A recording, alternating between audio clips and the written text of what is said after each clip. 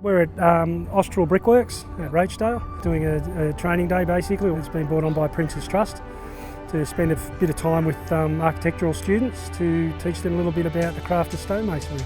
We had a big tour of the facility. We looked at an extruder, we looked at the kilns, and then today we've been doing some stonemasonry. And we're basically carving out a block of limestone. Steve said it was from coral, aged coral. So it's very soft material to work with and very kind of easy for beginners. The first technique was just literally getting a flat piece of limestone, which is hard enough. And then the next technique was the chamfer, which is basically a 45-degree angle on the edge.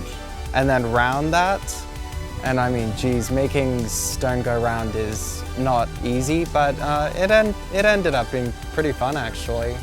I think it's very good they get a gist of how it's done, where it's come from. They really enjoy the creativity of hand shaping stone, using traditional tools and methods.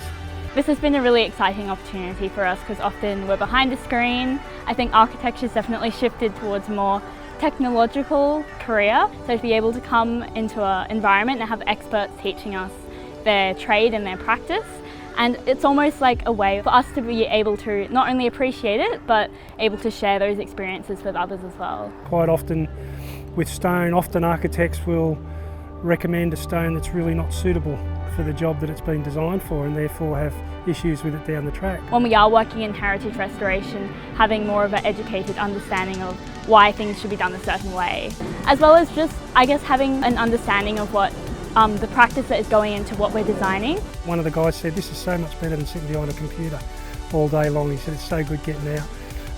And not all students, whether they be uni students, TAFE students or any students, learn the same way.